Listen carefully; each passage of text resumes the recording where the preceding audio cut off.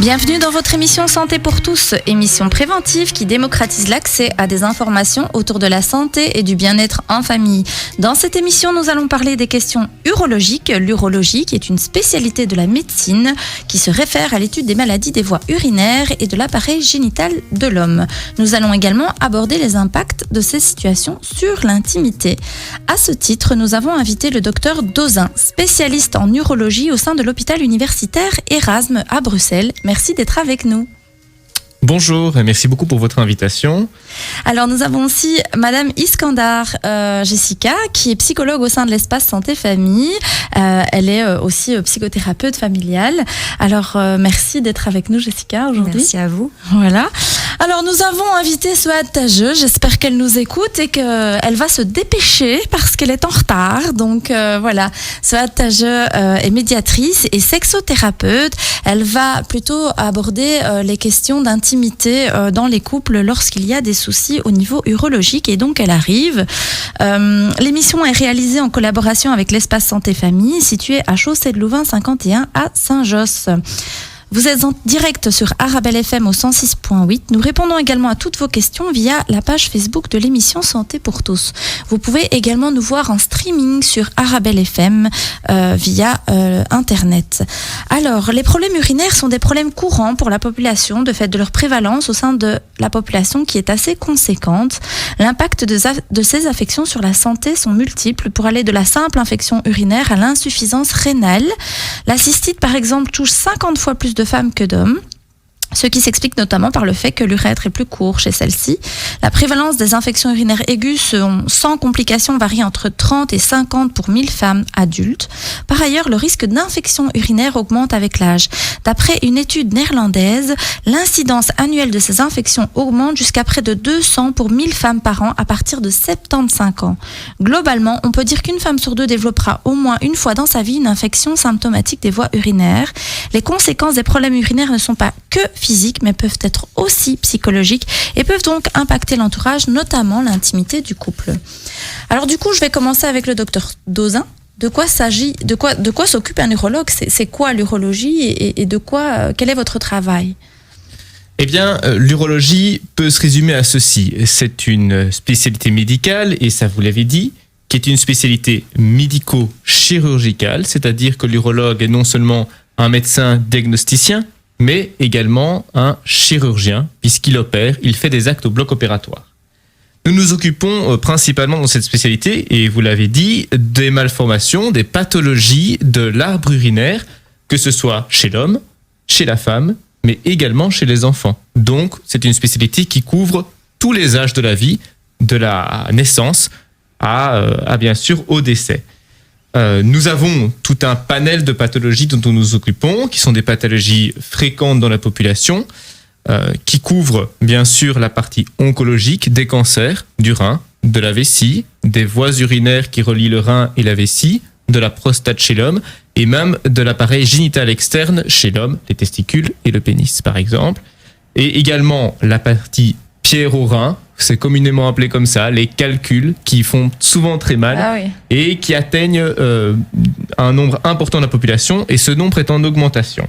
Et avec cela, nous nous occupons également des infections, mais également des troubles urinaires qui ne sont pas des infections à proprement parler, mais nous parlons des fuites, par exemple, urinaires ou des rétentions. Donc ça veut dire l'impossibilité de faire pipi, convenablement.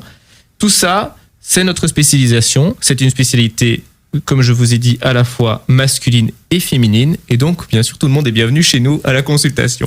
Oui, c'est vrai qu'on a tendance à croire que c'est plus les femmes qui vont aller voir peut-être un urologue. Et en réalité, c'est vrai que l'homme peut aussi avoir des troubles à ce niveau-là.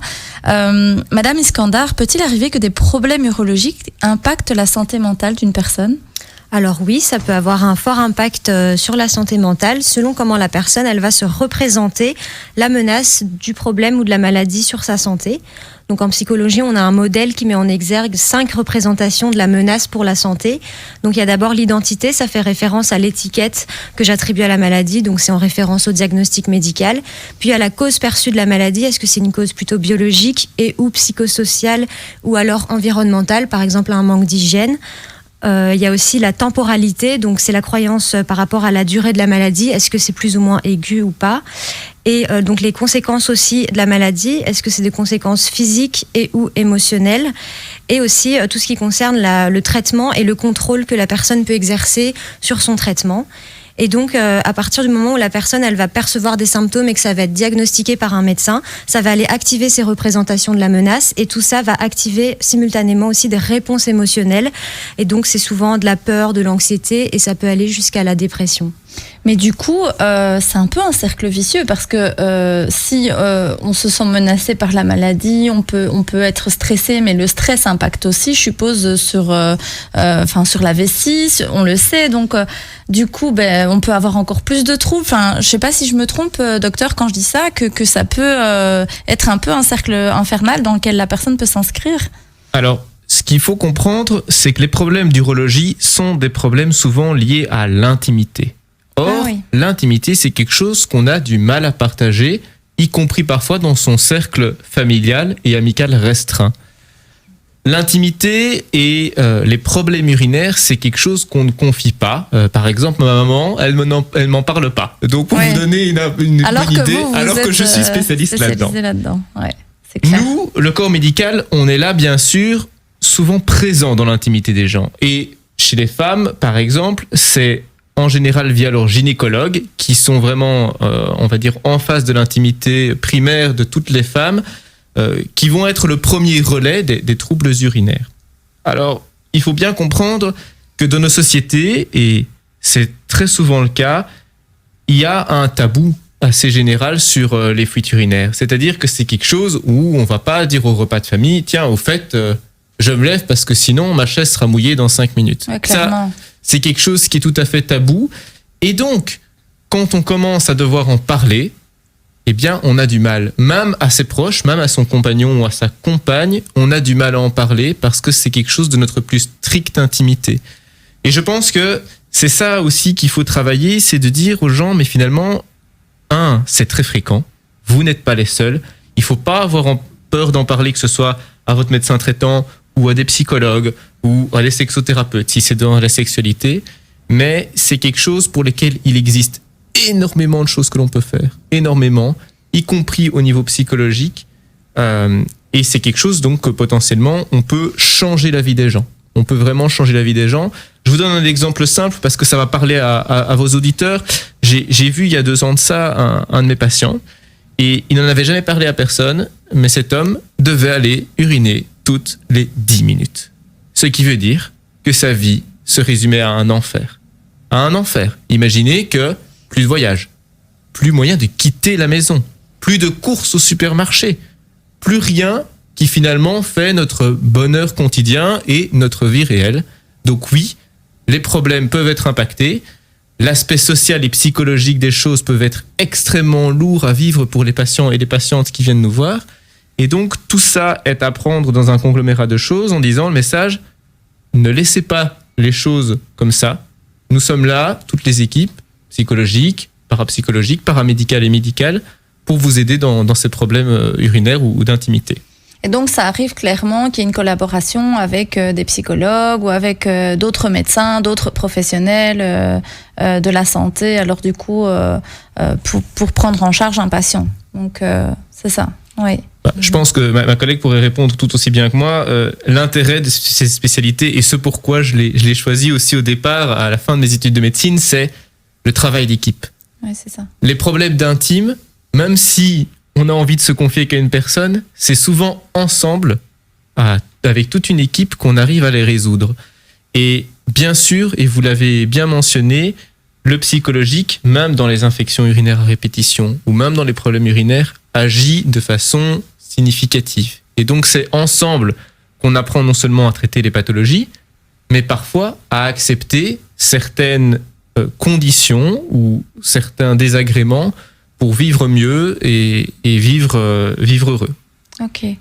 Et bon, alors du coup, on parlera avec Madame Tageux ce qu'est le travail de la sexothérapeute quand elle arrivera, on espère. Elle m'a envoyé un petit WhatsApp pour me dire qu'elle était complètement dans les bouchons, dans les tunnels. Donc celui qui a fait un accident dans les tunnels, je ne suis pas contente. Donc bon, c'est pas grave. Au moins ils écouteront la radio et ils nous écouteront en direct. Donc dans cette émission, on va questionner des infections qui sont un peu courantes. Donc la liste évidemment n'est pas exhaustive, chers auditeurs. Moi, je vous invite vraiment à nous contacter via la page Facebook de l'émission Santé pour tous et à poser vos questions directement. Comme ça, je peux éventuellement les poser à nos invités. Mais du coup, nous, on a pris avec l'équipe quelques affections qui sont un peu connues pour pouvoir poser nos questions. Et donc, si on parle par exemple de la cystite, docteur Dauzin, il s'agit d'une infection qui est quand même assez couramment rencontrée chez les femmes. Mais concrètement, qu'est-ce que c'est qu'une cystite ? Alors, si on reprend la définition médicale de la cystite, c'est une infection de la vessie qui est manifestée par des symptômes, c'est-à-dire qu'il faut avoir des symptômes. En général, on doit aller uriner souvent. On a les urines et le fait de faire pipi qui brûle. On a, et souvent, comme vous l'avez dit, les femmes connaissent ces symptômes assez bien. On a comme une irritation dans le bas du ventre. Et ces symptômes sont reliés à la présence d'un germe, donc d'une bactérie au niveau des urines. Ça, c'est la définition d'une cystite. Alors, bien sûr, c'est très fréquent. C'est très fréquent chez les jeunes femmes, puisque une femme sur 3 aura eu ou a eu une cystite avant l'âge de 24 ans. C'est énorme. Donc, c'est quelque chose qui est très fréquent.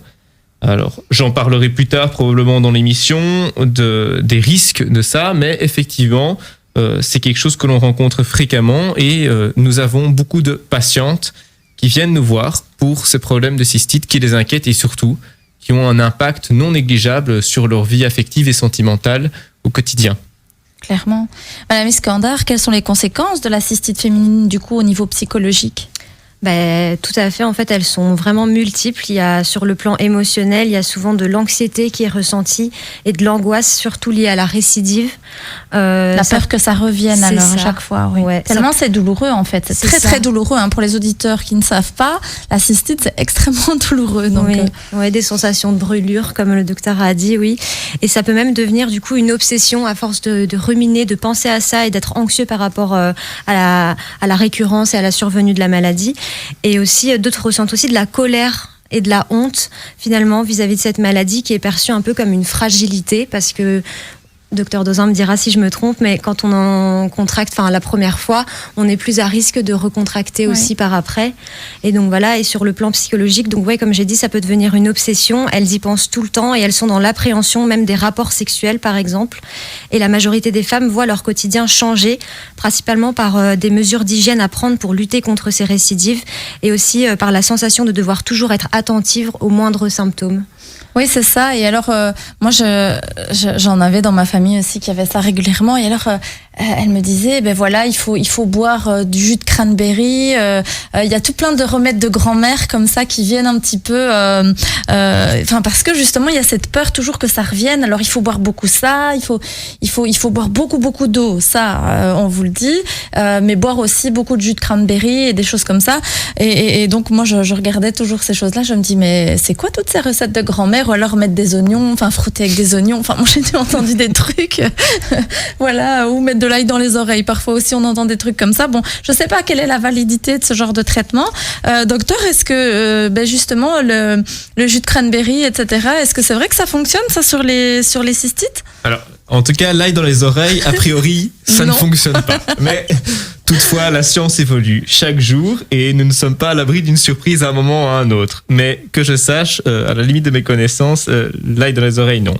Alors, le cranberry, dans le jus de cranberry, normalement, n'est pas assez dosé, mais c'est vrai que c'est une substance qui a la propriété d'empêcher que les pattes, si on peut les appeler comme ça, des bactéries s'attachent au niveau du tractus urinaire, donc des parois de l'urine. Donc oui, pour les gens qui font des cystites chroniques, c'est quelque chose qui peut fonctionner et on donne à ce moment-là, on prescrit des capsules ou des pilules de cranberry haute dosée, oui, ça existe, qui ont normalement une influence pour la protection de refaire des nouvelles infections. Alors, bon, vous l'avez dit, il y a beaucoup de causes de cystite et effectivement, les rapports sexuels en sont une cause majeure et probablement la plus fréquente de toutes les causes. Et ça, effectivement, ça induit un mal-être chez beaucoup de patientes parce que, comme on l'a dit au début de cette émission, c'est difficile parfois d'en parler à son partenaire. Les hommes sont pas toujours au courant que la cystite, ça existe parce que nous, on n'est pas concernés par les mêmes douleurs en général. On a d'autres problèmes, je vous rassure, mais on n'est pas toujours concernés, donc c'est pas toujours facile d'en parler. Alors malheureusement, oui, c'est un facteur de risque prédominant. Vous en avez parlé aussi, la boisson. Alors il faut bien imaginer que ces cystites qui arrivent parfois à un jeune âge, c'est quelque chose de multifactoriel en général. Je suis sûr que je vous parle ou je parle à vos auditeurs si je parle de la petite fille de 16 ans ou de la jeune plutôt, l'adolescente de 16 ans qui n'ose pas aller aux toilettes à l'école, qui se retient toute la journée parce que c'est sale, parce que ça sent mauvais. Et ben ça c'est le meilleur nid pour nos amis les cystites. C'est le meilleur nid pour les microbes. Parce que boire beaucoup c'est important, mais surtout il faut vidanger sa vessie. Éviter que les urines puissent stagner et être un bouillon de culture. Comme je dis souvent à mes patients, le fait de ne pas aller faire pipi, il ne faut pas oublier que les urines, c'est un jacuzzi pour les bactéries. C'est chaud, on est plutôt content, il y a un petit peu de sucre pour se nourrir et on est bien protégé entre les parois de la vessie. Donc, les bactéries, elles aiment bien une vessie bien remplie avec plein d'eau où elles peuvent nager. Elles n'aiment pas la vessie qui se vide, qui se vidange, qui apporte via les reins de l'urine tout à fait stérile cette fois-ci. Ça, les bactéries ne l'aiment pas. Donc, allez souvent faire pipi. Augmenter le nombre de boissons, ça paraît peut-être simple, mais c'est très compliqué en pratique. C'est très compliqué. Réfléchissez à votre quotidien. Le nombre de fois où vous avez dit « plus tard, j'irai plus tard, je boirai plus tard ». C'est quelque chose que l'on fait inconsciemment, mais c'est quelque chose qui change complètement la donne par rapport aux infections. Alors, il y a des risques aussi qui sont, et vous en avez parlé brièvement, de l'hygiène. L'hygiène au niveau pelvien, donc au niveau du périnée chez la femme, attention, ce qu'on recommande, ce que le gynécologue aussi recommande, c'est n'essayez pas d'avoir une hygiène parfaite parce qu'en fait, les bactéries qui vivent sur votre périnée sont protectrices des infections opportunistes. Et donc, quand on veut trop laver, au contraire, c'est un facteur de risque de refaire plus de cystite. Donc, l'hygiène abondante, ça n'a pas lieu à ce niveau-là. Il faut se laver quand même, chers auditeurs, on est bien d'accord. Mais ce qu'il y a, c'est que souvent, les médecins nous disent de, par exemple, pas laver avec du savon, pas laver avec il y a des personnes qui font beaucoup de lavement interne aussi. C'est pas bon pour la flore, etc. Donc, en effet, c'est pas très bien. Du coup, notre sexothérapeute est arrivé, mais on va faire une petite pause, le temps de l'accueillir, et on vous dit, on vous rejoint, on reprend tout de suite. Dans quelques instants, on installe notre sexothérapeute et on continue sur notre lancée. Chers auditeurs, aujourd'hui, on parle d'urologie avec nos spécialistes. À tout de suite. Vous êtes de retour dans l'émission Santé pour tous. Heureusement, nous avons Souad Tajeu qui nous a rejoint, qui est sexothérapeute. On remercie l'automobiliste qui s'est mis en double fil dans le tunnel et qui a bloqué toute la circulation et qui a mis en retard notre sexothérapeute. Donc voilà, on espère qu'il écoutera notre émission et qu'il apprendra plein de choses. Donc nous étions en train de parler des cystites avant la pause, mais je voulais quand même pour nos auditeurs que Madame Tajeu se présente et explique un petit peu le travail d'une sexothérapeute. Ok, d'abord je voudrais vraiment m'excuser auprès de vous et auprès des auditeurs pour le petit retard. Mais Inch'Allah, je vais essayer de reprendre le train en marche. Donc le métier de sexothérapeute, c'est une personne qui accompagne des gens qui ont des problèmes sexuels. Donc on essaie de trouver des solutions ensemble. Et en fait, on essaie de trouver des solutions ensemble aux problèmes ou simplement de répondre aux questions qui se posent par rapport à leur sexualité, à leur intimité.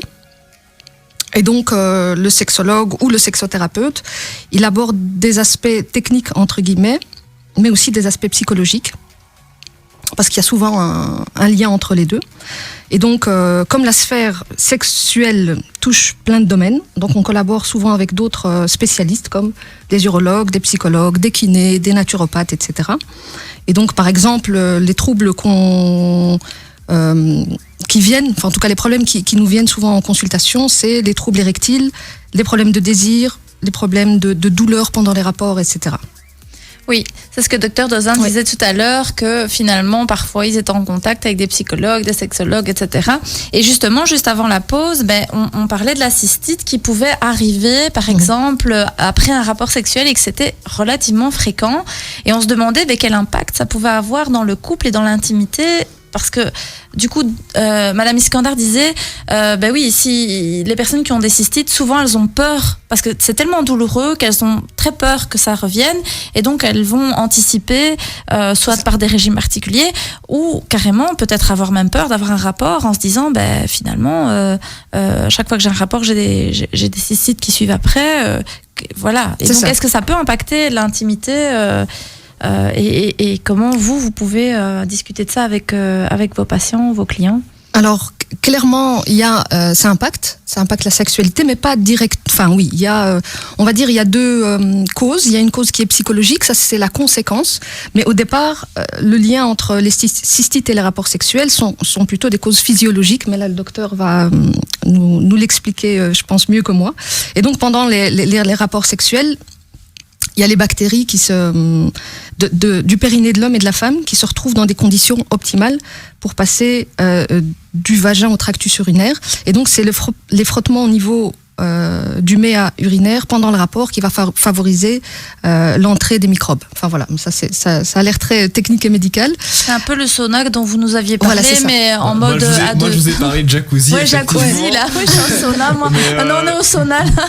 Voilà, c'est exactement ça. C'est le sauna. Et donc, ce sont les conditions idéales pour le développement de cette bactérie. Et donc, ça, ce sont on va dire les causes médicales, physiologiques. Et puis, il y a les conséquences psychologiques. Donc, ça fait que quand on a une cystite après un rapport, avec le temps, comme Madame Iskandar, je suis désolée, a dit, donc la personne va anticiper. Et donc, ça va avoir un impact sur son désir. Donc, elle va avoir une baisse de désir, elle va éviter les rapports. Enfin, voilà, il y a plein de choses qui vont se passer et qui vont avoir un impact direct sur l'intimité. Donc, elle peut associer, par exemple, rapport égal douleur. Enfin, il y a quelque chose d'inconscient qui peut peut-être s'associer là, à ce moment-là. Oui, et par exemple, j'ai déjà eu une patiente qui était accusée d'adultère par son mari, parce qu'il y a aussi une grande incompréhension, un manque d'information.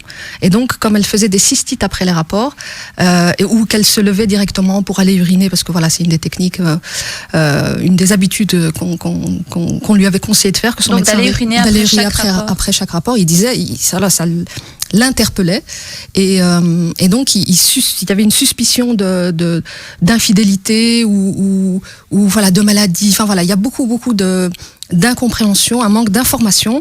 Mais elle n'a pas osé dire à son mari. Et c'est ça aussi le lien que je voulais faire avec ce que vous aviez dit, c'est que les gens n'en parlent pas en fait.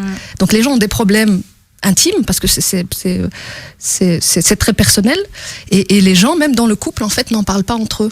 Et donc, il y a un éloignement qui se produit aussi. Enfin voilà, ça impacte plein de choses, l'air de rien. Oui, c'est vrai, parce que quand le mari est bien comme ça et qu'il se dit, ouh là là, ma femme, elle fait des trucs bizarres dans la salle de bain, il y a quelque chose qui se passe, et en fait, c'est honteux de dire, je fais des cystites. Et donc, c'est vrai ce truc d'aller uriner juste après un rapport, et que ça peut soulager ou faciliter le fait de ne pas développer de cystite. Comment on peut faire pour prévenir justement la cystite? Du coup, à ce niveau-là? Alors, il existe plusieurs traitements à partir du moment où on fait des cystites à répétition, mais ça, c'est du domaine de la consultation d'urologie à ce moment-là, et on fait un bilan, un examen clinique parfois, et surtout, il est adapté à effectivement chaque type de patiente. Mais oui, pour répondre à votre question première, le fait d'uriner après les rapports permet effectivement d'évacuer les urines qui ont stagné dans la vessie, et donc de diminuer a priori le taux d'infection. Voilà. Maintenant, il faut savoir que les rapports sexuels, et on l'a déjà dit, sont un facteur de risque majeur d'avoir des cystites. Et je pense que notre sexologue nous a bien expliqué physiologiquement comment ça fonctionnait, peut-être mieux que moi. Donc c'est très chouette.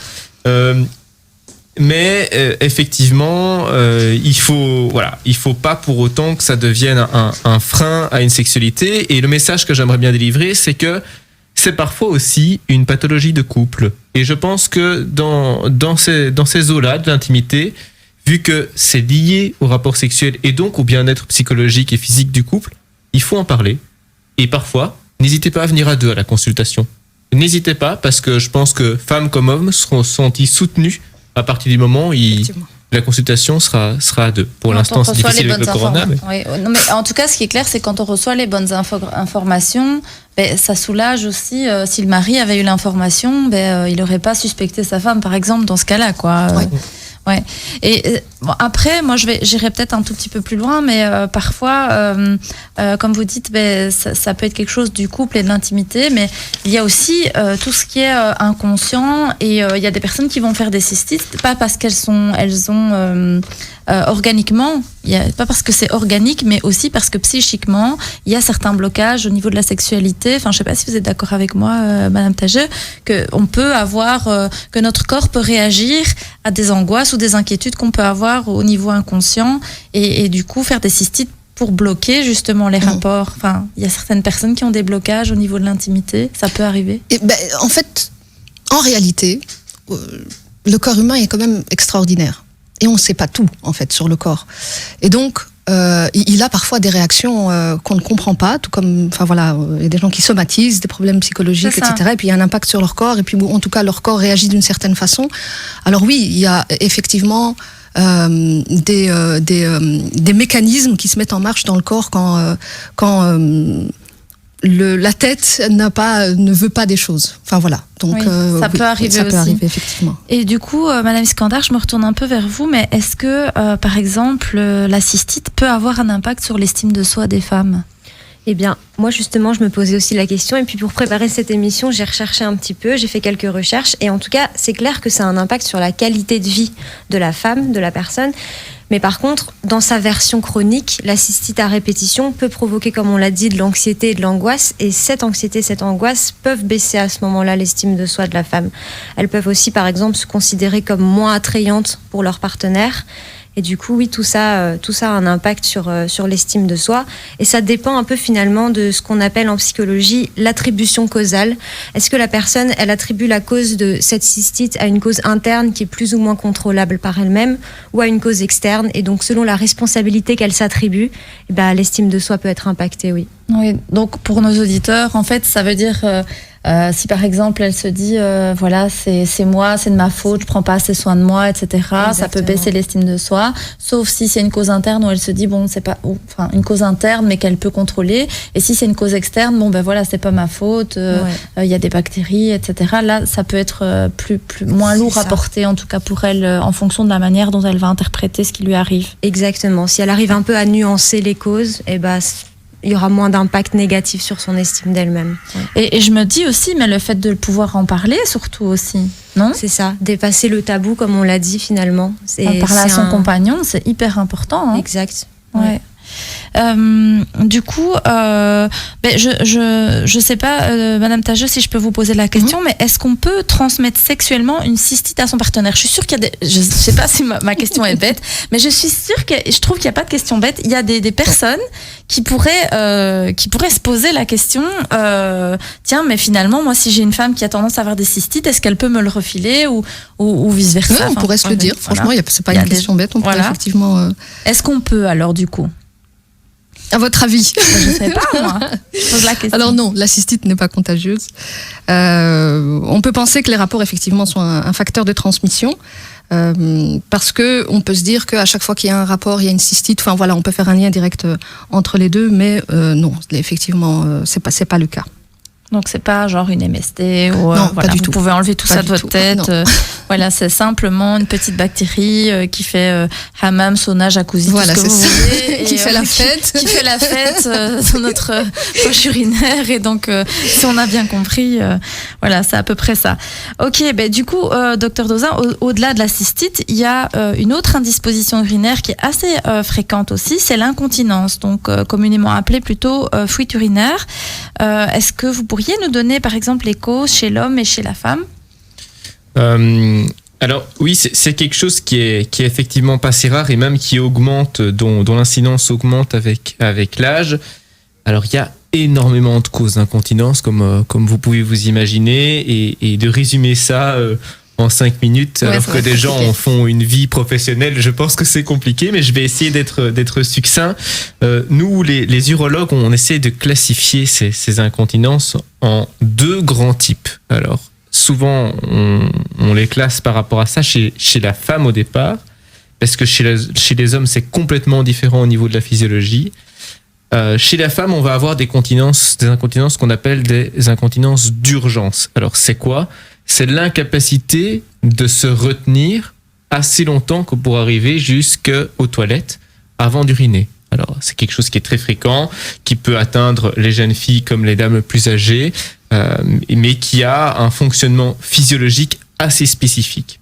Et à côté de ça, on a les incontinences qu'on appelle d'effort. Et donc ça, c'est complètement différent, puisque c'est l'incapacité du muscle, on va l'appeler le muscle stop-pipi, le muscle pelvien, à empêcher la fuite urinaire quand la vessie est pleine. On a ça typiquement chez les dames qui ont eu plusieurs accouchements ou qui ont un périnée qui est un peu affaibli par le temps et qui, quand elles toussent, quand elles soulèvent une charge lourde, quand elles font un effort abdominal, perdent des petites gouttes ou parfois beaucoup plus d'urine. Et évidemment, les choses seraient trop simples s'il n'y avait que 2 catégories. Il y a aussi la catégorie mixte, et donc c'est un mélange de ces 2 choses. Et souvent, on n'est pas du 100% d'un côté ou de l'autre. C'est souvent, malheureusement, des choses mélangées, mais c'est à nous, les urologues, de faire l'enquête par rapport à tout ça, de faire des examens complémentaires nécessaires pour, entre guillemets, classer les troubles dans un sens ou dans l'autre. Je vais juste vous arrêter et on va parler des messieurs juste après la pause. J'allais dire vive les mamans parce que merci les mamans. Souvent elles ont les mixtes, donc voilà, on peut le dire. Donc chère maman, si vous nous écoutez, vous n'êtes pas anormal, c'est tout à fait normal et ça se traite. On va en parler avec le docteur Dozin tout de suite. Donc chers auditeurs, restez avec nous. On va parler d'incontinence juste après la pause et on va parler aussi des messieurs parce qu'on parle beaucoup des madames depuis tout à l'heure, mais les messieurs aussi souffrent, les pauvres, il faut aussi qu'on parle d'eux et qu'on les conseille. Je vous dis à tout de suite sur Arabelle. Nous sommes de retour dans Santé pour tous. Si vous nous rejoignez, nous étions en train de parler d'urologie avec le docteur Dozin, qui est spécialiste en urologie à l'hôpital universitaire Erasme. Et donc, juste avant la pause, nous avions commencé à parler d'incontinence.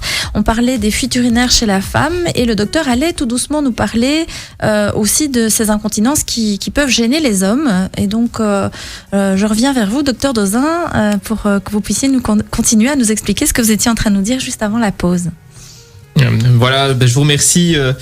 Je vous remercie pour cette information. On a parlé brièvement des incontinences de la femme, mais comme je tiens à le repréciser, les choses sont souvent complexes, souvent multifactorielles, et il y a lieu vraiment pour l'urologue et pour le spécialiste en médecine de faire une enquête vraie par rapport à ces incontinences quand elles arrivent chez la femme. Donc vraiment, c'est pas quelque chose qui est si simple que ça à traiter. Au contraire, c'est quelque chose qui nous demande en général beaucoup de réflexion et du travail multidisciplinaire la plupart du temps. Alors concernant l'homme, effectivement, les incontinences peuvent arriver. Alors ça arrive plus souvent chez l'homme d'un âge plus avancé, alors que chez la femme ça peut arriver, et on en a parlé après les grossesses. Chez l'homme, c'est parfois dû, et ça c'est assez spécifique, au fait que la vessie est tellement pleine, parce qu'elle ne se vide pas bien, ce qui peut arriver chez l'homme d'un certain âge, que la pression est tellement importante que le muscle stop-pipi, on en a parlé tout à l'heure, n'est pas assez fort pour résister à ça. On appelle ça des mictions par regorgement. Ça, c'est le nom vraiment médical et assez méchant pour vos éditeurs, on va dire. Mais c'est le fait de perdre des urines chez l'homme parce que la vessie ne se vide tellement pas bien qu'elle est pleine de façon constante. D'accord ? Et qu'est-ce qui fait qu'elle va pas bien se vider ? Eh bien, vous avez, on en parlera probablement plus tard, mais les hommes ont un organe que les femmes n'ont pas, c'est la prostate. Et oui. C'est une petite glande qui est située sous la vessie et qui peut, avec le temps, prendre de la taille et donc comprimer le canal qui permet d'évacuer les urines et de ce fait empêcher la vidange vésicale, la vidange de la vessie, de façon correcte. Alors, il y a d'autres éventualités. Il y a aussi des gens qui ont, et on en a parlé, des faiblesses musculaires au niveau des sphincters, donc des muscles qui permettent de maîtriser la continence, de maîtriser les urines. Il y a des hommes qui ont des troubles neurologiques, et ça peut aussi arriver chez les femmes. Et ces troubles neurologiques peuvent avoir une influence sur les muscles, y compris les muscles pelviens. Et enfin, certains hommes, et on en parlera un peu plus tard aussi, se font opérer. Et parfois, l'incontinence est une des conséquences des chirurgies qui sont nécessaires à la santé des hommes. Et donc, ça peut arriver également. Les femmes aussi peuvent se faire opérer pour des incontinences urinaires. Les femmes peuvent se faire opérer, mais l'incontinence urinaire chez l'homme est parfois la conséquence d'une chirurgie. Ah oui. Voilà, c'est ça que... Voilà. La femme, c'est en général plus... c'est plus la conséquence des accouchements ou de troubles gynécologiques. Et donc du coup, c'est vrai que la femme en général, on l'oriente d'abord vers une rééducation. Par exemple, on va lui demander de faire de la rééducation périnéale, etc.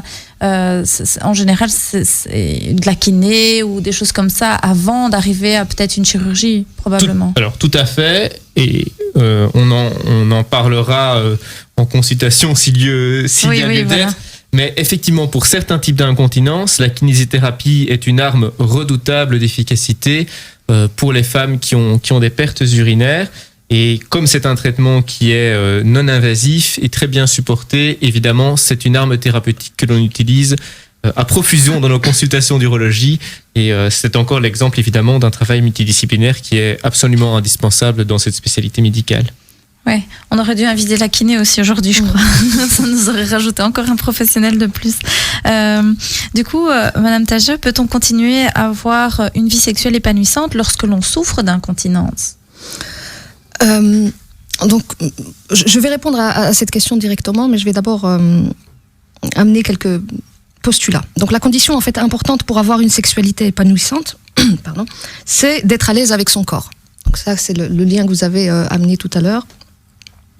Et donc l'incontinence provoque en général un sentiment de honte et ça peut affecter la sensation d'être désirable. En tout cas, il y a un impact sur son sentiment en tout cas, ce qu'on renvoie comme image.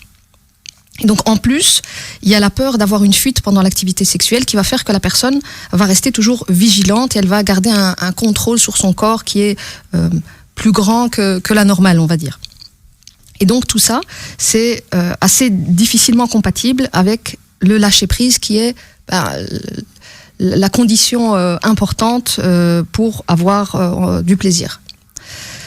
Donc pour répondre à la question, je dirais que c'est pas l'incontinence en tant que telle qui est un problème, mais donc une entrave à l'épanouissement sexuel, mais plutôt les conséquences psychologiques qui sont liées à l'incontinence. Du coup, alors, je me retourne vers Madame Iskandar, qui est psychologue, on le rappelle. Y a-t-il des répercussions de ces incontinences sur la vie sociale, au niveau du bien-être psychologique et du rapport aux autres, quoi? Oui, mais comme Madame Tage nous l'a expliqué, oui, ça peut avoir un impact du coup sur la vie sexuelle et affective de la personne. Ça peut aussi avoir un impact sur la vie professionnelle. Ça peut entraîner en fait des difficultés de se concentrer au travail tout simplement, et le fait de pas savoir se retenir et d'appréhender l'incontinence, ça peut être difficile à gérer au travail. Donc certaines personnes vont poser un arrêt de travail. L'angoisse dans la vie quotidienne aussi qui peut mener finalement à l'isolement par crainte des mauvaises odeurs ou d'être embarrassé en public en cas d'accident par exemple. Et alors suite au fait que la personne elle va s'isoler, il peut y avoir de la dépression qui peut se manifester, et suite à la dépression, on sait que la dépression entraîne une baisse d'estime de soi, donc oui, les impacts sont multiples, et aussi la personne doit surtout anticiper et planifier chacun de ses déplacements en extérieur, ce qui peut vraiment être très contraignant. Et comme l'a dit le docteur tout à l'heure, finalement les voyages sont exclus parce qu'il n'y a pas forcément de toilettes à proximité, et donc voilà, tout ça s'alimente bien sûr. Ouais. Et si je peux rajouter quelque chose, il y a une étude qui a été faite sur le sujet et qui a en tout cas essayé de faire une corrélation entre l'incontinence et le plaisir sexuel. Elle a été publiée en 2017. Et donc les auteurs, je ne vais pas rentrer dans tous les détails, mais les auteurs ont constaté que les femmes qui avaient des fuites durant les rapports elles étaient beaucoup plus abstinentes que les autres. Et donc, elles avaient moins de désir. Et donc, les préliminaires étaient beaucoup moins longs. Donc, elles prenaient moins le temps parce qu'elles avaient ce stress de vite finir avant qu'il y ait une fuite possible. Et donc, forcément, ça crée moins d'harmonie dans le couple et un inconfort sexuel. On peut réellement avoir moins de désir parce qu'on peut avoir le même désir, mais avoir peur de son désir et peut-être bloquer. Mais les deux sont liés, oui, c'est ça. C'est ça, oui. en fait. Ok. Bon, ça fait peur tout ça. Hein. Donc voilà, on se dit bon, vraiment, il faut aller chez le médecin. Vous devez consulter, vous devez en parler. C'est hyper important. Du coup, je reviens vers le docteur. Est-ce qu'il y a des troubles qui sont vraiment spécifiques aux femmes et spécifiques aux hommes en urologie ? Alors, on pourrait parler de choses spécifiques, même si la plupart de notre activité est bien sûr basée sur les deux sexes. Nous sommes une spécialité tout à fait mixte, mais vous savez probablement, chez les hommes, il y a cette glande sous la vessie dont je vous ai parlé que les femmes n'ont pas, qui s'appelle la prostate, et qui constitue quand même une part importante de notre activité et surtout qui peut créer des problèmes soit de cancer, soit des problèmes fonctionnels aux hommes. Et il y a bien sûr les organes génitaux externes de l'homme que les femmes n'ont pas et qui peuvent aussi être impactés. La femme, quant à elle, effectivement, va poser beaucoup plus fréquemment des problèmes de la statique pelvienne. Donc, on en a parlé, les fuites urinaires, les descentes de vessie qui peuvent arriver après les accouchements et qui peuvent aussi donner des symptômes. Donc, les choses sont différentes, mais dès qu'on monte au niveau du haut appareil urinaire, c'est comme ça qu'on le nomme, c'est-à-dire les reins et les urotères, donc les tuyaux qui partent du rein vers la vessie, eh bien, on retrouve des pathologies assez communes.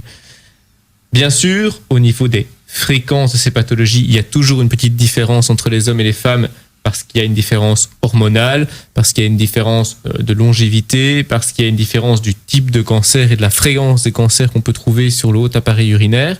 Mais globalement, les pathologies vont être similaires dans ce cadre-là.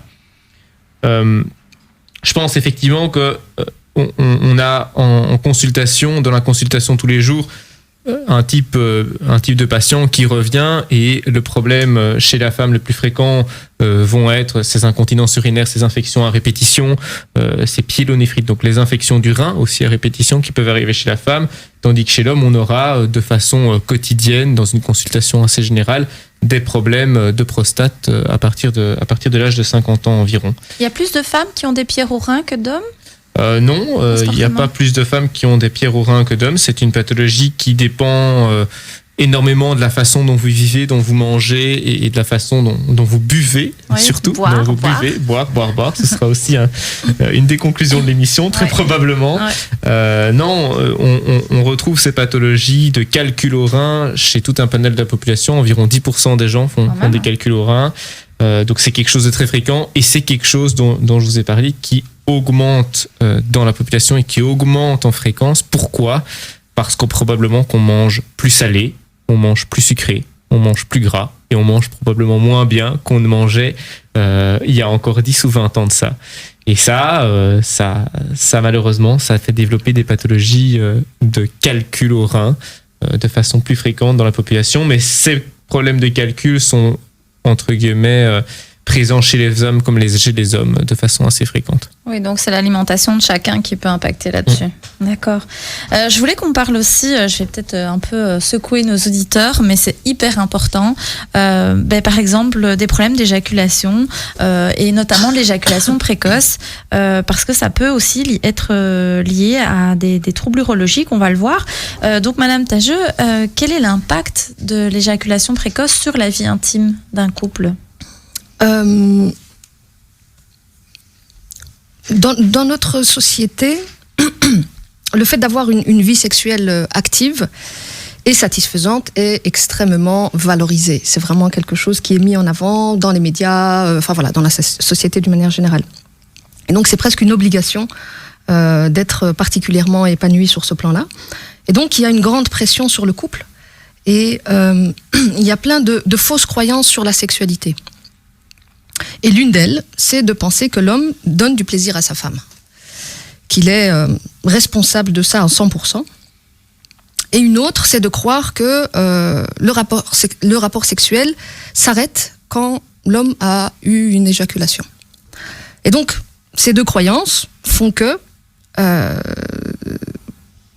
si un homme souffre d'éjaculation précoce, eh ben, ça va faire que ça va d'une part mettre énormément de pression sur lui et d'autre part raccourcir le rapport. Comment dire ? Si on pense que c'est l'homme qui donne du plaisir et que le rapport s'arrête quand il y a eu une éjaculation, ça déresponsabilise la femme. Voilà, c'est ça que je voulais dire. Et donc, ça va, d'une part, mettre de la pression sur l'homme, ça va avoir un impact sur son plaisir, et il va ressentir de la culpabilité, de la colère, de la souffrance. Et en réalité, plus il va se mettre de la pression, plus il va faire attention à ce qu'il fait, et moins de plaisir il va prendre. Et donc, ça va avoir un impact sur sa physiologie. Et donc, voilà, ça va le stresser plus qu'autre chose. Et ça va encore entretenir en fait ce trouble-là. Oui, tout à fait. Et du coup, Madame Iskandar, comment on peut en parler à son ou à sa partenaire voilà, qu'on souffre d'éjaculation précoce? C'est quand même gênant. Enfin, il y a parfois des femmes qui savent pas, ou alors qui se disent il y a un truc qui va pas, mais j'ose pas lui en parler, et vice versa, l'homme qui a de la pression et qui se dit bon voilà, je fais pas ça bien. Voilà, c'est pas toujours évident, hein, ces questions intimes. Beaucoup de personnes n'osent pas en parler et essaient de trouver ensemble des solutions. Du coup, comment on peut en parler à sa partenaire? Comme l'a dit notre sexothérapeute ici, c'est un problème qui concerne les deux partenaires, et donc c'est un trouble qui se dépasse finalement ensemble. Et moi je dirais que premièrement, il s'agit de trouver déjà un moment adéquat pour en parler. C'est un problème quand même intime, donc il ne s'agit pas de l'amener comme ça de n'importe où. Et après, peut-être commencer par expliquer que c'est pas par pur égoïsme, si je puis dire, que l'homme va éjaculer prématurément, mais plus par une difficulté peut-être à sentir les sensations pré-éjaculatoires et à exercer un contrôle volontaire sur le moment de l'éjaculation. Et aussi, finalement, je profite pour faire passer un message à nos auditeurs que l'éjaculation précoce, ça n'empêche pas une sexualité épanouie, comme finalement l'a souligné aussi Madame Tage, et que voilà, les deux sont pas incompatibles, et que finalement on peut très bien avoir une sexualité épanouie sans pénétration, ou alors en faire un acte plutôt secondaire, le faire passer au second plan. Et il y a toutes sortes de pratiques qui peuvent permettre de prendre du plaisir pendant l'acte sans forcément la pénétration. Et au final, j'ai envie de dire que peu importe dans le couple qui va atteindre la jouissance en premier, l'important c'est que dans la sexualité, chacun donne et reçoit. Et donc celui qui atteint la jouissance en premier, il continue finalement de stimuler son ou sa partenaire pour que celui-ci aussi prenne du plaisir. Oui, c'est vrai que au niveau médiatique et au niveau des images que l'on reçoit, c'est comme si le premier rapport sexuel, c'est comme dans les séries, waouh, c'est trop passionné, c'est trop bien, etc. Et donc ça met quand même vachement beaucoup de pression au couple de manière générale, pas qu'à l'homme, hein, d'avoir une certaine performance dans l'intimité et d'être au top. Et ça peut vraiment avoir un impact aussi sur le physique et sur la psychologie du couple. D'autant, si je peux rajouter un petit truc, c'est que les gens souvent, très très jeunes, malheureusement, comme il n'y a pas d'éducation à la sexualité, c'est ça. Les gens s'informent dans les médias, sur Internet, et ils tombent forcément sur des vidéos... de la pornographie, voilà, des pornographiques, choses comme ça. etc. Voilà. Ouais. Et il y a cette pression aussi, par exemple, sur la femme. Je reçois souvent des femmes en cabinet qui me disent j'ai eu un rapport, mais j'ai pas eu d'orgasme. Et pour elles, c'est un rapport, un orgasme. Il y a comme un schéma qui doit... Oui, elles doivent crier, elles doivent faire plein de choses. Oui, mais ça, moi aussi, dans mes consultations, ça m'arrive de dire aux patients, mais non. Vous savez, c'est pas comme dans les films. Hein, voilà. Et c'est vrai que ça abîme beaucoup, hein, les relations hommes-femmes, tous ces, parce qu'on oublie de dire que ce sont des acteurs. Hein, la pornographie, ce sont des acteurs. C'est ça, pas du réel. C'est du film. C'est comme les séries amoureuses, exactement. Le prince charmant qui te dépose des roses tous les jours devant ta porte, etc. Qui vient en cheval blanc te dire je t'aime. Ça n'existe pas non plus. Non, je plaisante, mais bon, voilà. Il y a des hommes qui peuvent être romantiques, mais il ne faut pas exagérer non plus. Enfin, le quotidien, c'est pas ça. Donc, et par exemple, ce qu'elles font aussi, et c'est la conséquence, c'est que de se dire, voilà, donc comme il y a la croyance que l'homme est responsable du plaisir de la femme, si je n'ai pas d'orgasme, c'est à cause de toi. Oui. Et donc, C'est Oui. des belles pics qui vont arriver Ouais, c'est et puis ça va créer Ça d'autres... fait des conflits de oui, couple. Hein. exactement. Mais écoutez, on reparle de tout ça juste après la pause dans notre deuxième partie. On est toujours avec Dr Dozin, Madame Tagé et Madame Iskandar. Je vous propose de rester avec nous parce que nos invités ont encore plein de choses à nous dire et nous allons voir d'autres troubles qui peuvent toucher l'urologie. Je vous dis à tout de suite, chers auditeurs. Nous sommes de retour dans votre émission Santé pour tous, émission préventive qui démocratise l'accès à des informations autour de la santé et du bien-être en famille. Dans cette deuxième partie de l'émission, nous allons continuer à parler de questions autour de l'urologie, qui est une spécialité de la médecine. Et nous sommes en présence du docteur Dozin, qui est spécialiste en urologie à l'hôpital universitaire Erasme de Bruxelles. Nous sommes aussi avec Madame Tageux, qui est sexothérapeute et médiatrice, qui travaille à Molenbeek, je crois, Oui, soit toujours cabinet, toujours à Molenbeek. toujours à Molenbeek, il me semblait bien. Et Madame Jessica Iskandar, qui est psychologue clinicienne formée à la thérapie familiale et systémique et qui travaille à l'espace santé famille avec moi d'ailleurs. Et donc, je vous remercie tous d'être avec nous pour cette deuxième partie de l'émission. Je reviens du coup avec le docteur Dozin, puisque juste avant la pause, nous parlions des troubles érectiles et de l'impact que ça pouvait avoir dans le couple, sur la psychologie du couple et de chacun des partenaires. Est-ce qu'il existe des pathologies spécifiques qui seraient liées à des éjaculations précoces ? Eh bien, avant de commencer, j'aimerais bien vous dire que l'éjaculation précoce, au final, c'est défini par chacun des intervenants et ça. chacun des couples. Alors, je ne sais pas si on fait un tour de table ou si les auditeurs peuvent se poser la question entre eux, mais qu'est-ce qu'ils estiment être le temps d'une éjaculation précoce ? En fait, l'éjaculation précoce, c'est quelque chose qui est extrêmement personnel, extrêmement couple dépendant et qui n'est pas une vérité absolue. Alors, on a une définition médicale, on a un canevas médical qui nous permet éventuellement de proposer des thérapies aux patients quand vraiment c'est impactant pour eux, mais il n'y a pas de définition vraie. Il y a des gens qui disent moi, si j'éjacule après 30 minutes, je trouve que c'est une éjaculation précoce. Et d'autres qui sont très contents après une éjaculation après 2 minutes. Et quand vous écoutez les couples, parce que ça c'est vraiment de l'intimité intime, on pourrait en parler comme ça, eh bien, il n'y a pas deux définitions qui se correspondent. Comme il n'y a pas deux plaisirs féminins finalement qui se ressemblent, ni deux plaisirs masculins qui correspondent les uns aux autres. Une relation sexuelle, c'est 2 partenaires, et donc c'est aussi l'adjonction et l'entente d'un partenaire avec l'autre qui détermine la réussite de l'acte sexuel.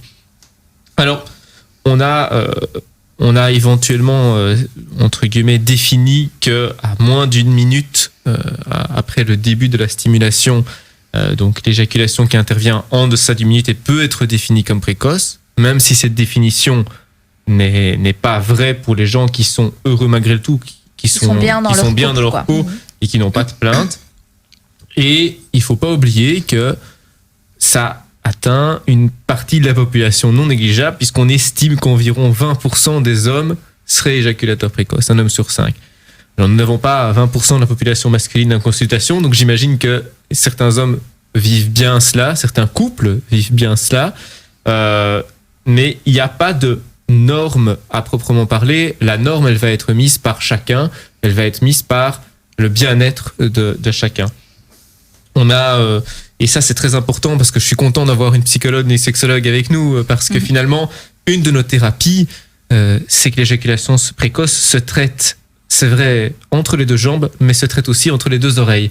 Eh bien, c'est grâce à nos sexothérapeutes, à nos psychologues et à cette thérapie comportementale qu'on va réussir aussi à avoir d'excellents résultats chez la plupart de nos patients. Et je pense, mais ça, vous connaissez beaucoup mieux que moi, que cette thérapie, encore une fois, est aussi une thérapie qui doit se discuter en couple. Effectivement. Et voilà. Alors, bien sûr, au niveau médical, on a, et il existe des prises en charge médicales, voire médicamenteuses, mais qui ne sont qu'une partie limitée d'une prise en charge globale qui doit être pluridisciplinaire et qui doit être adaptée à chacun des patients. Et donc c'est un petit peu, on va dire, à l'appréciation du couple. Un couple qui est épanoui, qui est heureux, forcément ça va pas l'atteindre. Comme disait Madame Iskandar, finalement si le couple est ok et que ça se passe bien et que ça pose aucun problème et que chacun peut avoir son plaisir, en soi, il faut pas trop se mettre la pression non plus, et peut-être pas non plus se référer tout le temps à ce qu'on voit dans les médias. C'est ça, aux normes. Aux normes. Enfin, voilà. Quelle norme c'est pas une norme, quoi. Justement, c'est une hors norme, je dirais plutôt. La norme, c'est l'humain avec toutes ses failles et ses faiblesses, et ça n'est pas forcément tout ce qu'on voit dans les films. On est bombardé d'images aujourd'hui. Ça aussi, il faudrait qu'on fasse tous une émission sur ça, sur l'impact des médias sur la santé physique et mentale, parce que je crois que vraiment c'est un grand sujet de débat à l'heure actuelle dans le monde médical et psychologique. Si je peux me permettre de vous interrompre une seconde, parfois mes patients viennent effectivement avec ces rapports à l'image des films pornographiques, parce qu'il faut pas se leurrer. On est en 2020, la jeune population, et même parfois beaucoup trop jeune, sont bombardés d'images et un accès de l'image qui est hyper aisé aujourd'hui pour la plupart des jeunes qui maîtrisent l'outil informatique et l'outil technologique bien mieux parfois que leurs parents. Si ces jeunes-là nous écoutent, ou si leurs parents ou leurs frères ou sœurs nous écoutent, n'oubliez pas, un film porno, vous l'avez bien dit, c'est un film. Et je pense qu'il faudrait, et ça devrait peut-être être même faire partir de certains cours d'éducation sexuelle, voir le making-of de ces films. Et moi, je l'ai déjà fait. C'est un de mes projets. Mais c'est très intéressant. Je l'ai déjà fait avec certains de mes patients. Adultes, je les ai. Tu peux le faire. Tout à fait. Avec certains des jeunes adultes, on peut leur dire, mais au fait, regardez un peu comment c'est tourné, comment ça se passe. Et pour l'avoir fait, l'expérience, c'est sidérant. C'est sidérant que ça n'est que du faux, quoi. Que du faux. C'est que du faux. Mais voilà, peut-être que ma collègue pourra aussi rebondir là-dessus par rapport à ses connaissances. Mais oui, l'impact. En fait, moi, le projet que je voulais, c'était un peu avec les ados. C'est pas de voir le making of, mais en tout cas, peut-être inviter des acteurs ou d'anciens acteurs qui acceptent de témoigner et pour parler de leur expérience et de qu'est-ce qui se fait en réalité, même si on ne voit pas les images, on ne regarde pas les images, mais en tout cas on a des explications de certaines scènes, de certains médicaments qui sont pris, de certaines prises de vue, donc ça reste un film, vraiment, c'est comme si c'était un film fantastique, avec je vais pas dire avec des effets spéciaux, mais on n'est pas loin de ça, quoi. Je compare ça au film d'action américain où il y a un gars, l'acteur principal, qui en tue 25 000 autres sans se faire une demi-cicatrice. Si, il a une petite goutte ici de sang. Voilà, c'est pareil dans le film pornographique. Tout ça est tout à fait exagéré. Tout ça est manipulé, tourné, coupé, remonté, recommencé. Et ça reste une fiction supposée engranger un désir chez quelqu'un.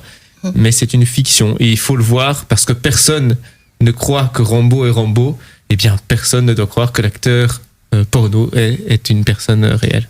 Oui, et c'est vrai que malheureusement, ça impacte beaucoup dans les couples et sur la sexualité, parce que du coup, il y a quand un homme vient et qu'il a sa petite femme et que, par exemple, elle ne grimpe pas partout au rideau, ou alors qu'elle n'a pas des attitudes qu'il voudrait ou qu'il aurait vues dans un film, clairement, il peut avoir un décalage, une perte de désir envers sa partenaire, parce que c'est pas ce qu'il connaît ou ce qu'il a appris de la sexualité. Et je vais vous dire, vice-versa, je connais aussi des femmes qui vont venir consulter parce qu'elles consomment, entre guillemets, beaucoup de films d'amour et beaucoup de films à l'eau de rose, et qui vont attendre vraiment de leur mari qu'il soit ultra démonstratif, ultra romantique, ultra tout comme on peut le voir dans des films romantiques. Et finalement, le mari, il est juste un mari normal, un mari qui de temps en temps va peut-être faire un petit cadeau pour sa petite chérie, mais qui va pas déployer le tapis rouge tous les jours, qui des fois va tirer la gueule parce qu'il revient du boulot et qu'il est claqué. Et donc forcément, on est dans une vraie réalité de vie. Et de nouveau, moi j'appelle vraiment à la prudence aux auditeurs, c'est que les médias, les publicités dans les arrêts de bus, la pornographie, mais aussi tous ces films romantiques, etc., on nous fait avaler de ce que devrait être l'amour. C'est ça. Mais pas de ce qu'est l'amour. Ouais. On ne sait pas vraiment ce que c'est que l'amour.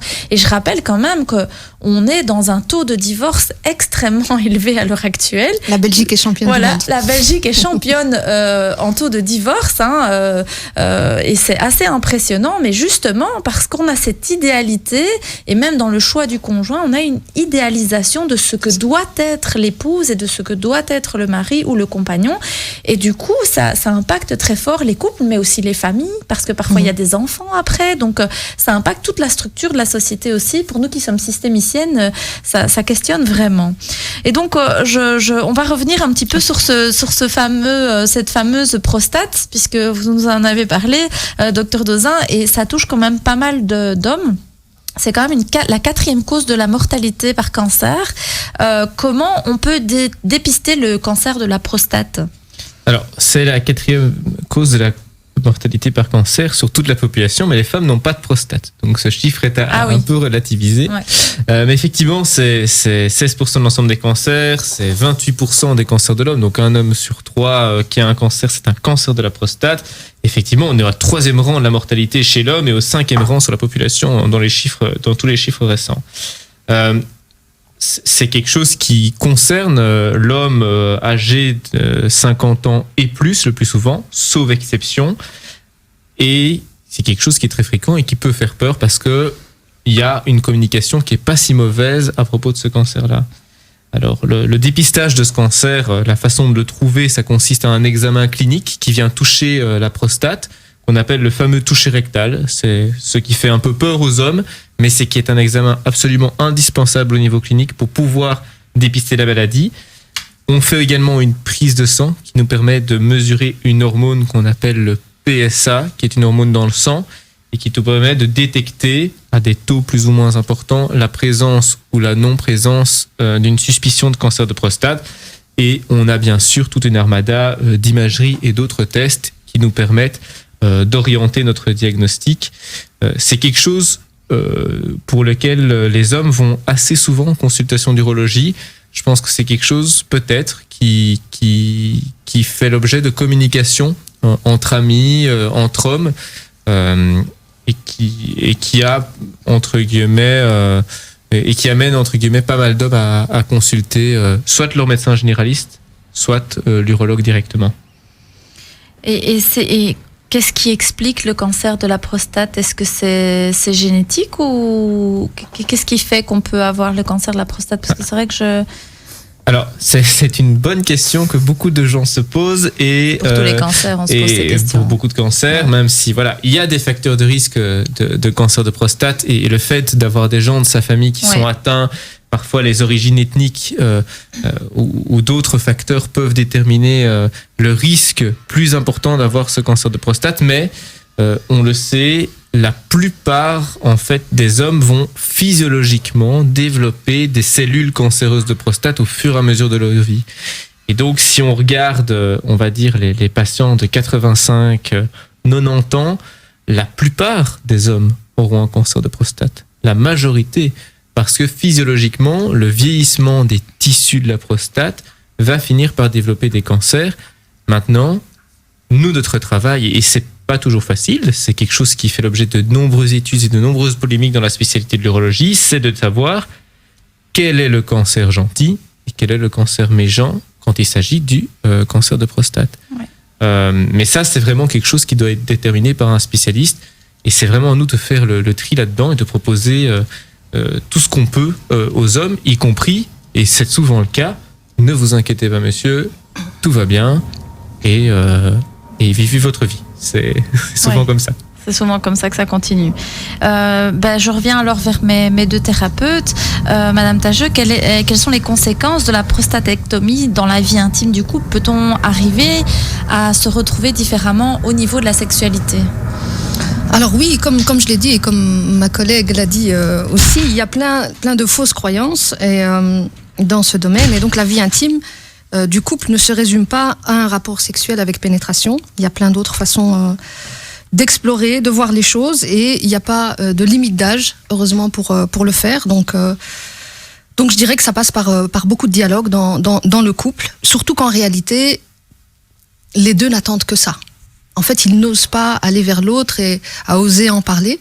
Et donc, parfois, quand je reçois le couple en consultation, je reçois au départ juste l'un, et puis je fais une petite consultation, et puis j'invite le partenaire à venir pour quand même le tenir au courant et l'impliquer, parce que sinon les gens se disent ah ça c'est son problème à elle, il y a que elle qui doit ou lui qui doit résoudre le problème. Comme par exemple on en parlait tout à l'heure pour les problèmes d'éjaculation précoce, la femme se dit c'est pas mon problème, c'est à lui de le régler et c'est à lui de faire en sorte d'y arriver. Et donc ça rajoute encore de la pression sur les épaules de l'homme, voilà. Et donc là, j'invite quand même dans ces cas-là, madame à participer aux consultations pour lui expliquer quoi faire, comment l'aider, etc. Et donc, enfin voilà, là on fait une petite digression, mais le plus important, en tout cas ce que j'aimerais dire, c'est que ça concerne les deux en réalité. Et quand ils sont invités à en parler, ils ne demandent que ça en réalité. Et donc, j'invite les gens. À un moment, j'avais fait un petit challenge sur l'intimité du couple et comment augmenter la communication dans le couple. J'étais très surprise de voir le nombre de participants. Il y a eu plus d'1 millier qui ont participé et ils n'attendaient en fait que ça, que d'être dirigés. Donc, en général, les gens ne savent pas comment faire, mais ils n'attendent que ça. Et donc, une fois que l'impulsion est donnée, là, ça vient assez rapidement. Et puis, chacun arrive à parler de ce qu'il aime. Pour ceux qui savent ce qu'ils aiment, parce que c'est encore une autre histoire, ça. Donc, il faut déjà savoir ce qu'on aime pour pouvoir le communiquer à l'autre. On ne peut pas donner à l'autre quelque chose qu'on n'a pas. Et donc, je dirais que voilà, ça vient en premier. Donc, savoir ce qu'on aime, pouvoir le communiquer à l'autre, d'oser le faire. Et puis après, en fait, le reste vient assez naturellement. Donc, il n'y a pas de réponse précise en disant, voilà, étape 1, c'est ça, étape 2, c'est ça. La sexualité, je veux dire, chaque couple à son propre fonctionnement et à ses propres pratiques. Donc c'est très ouvert et tant mieux.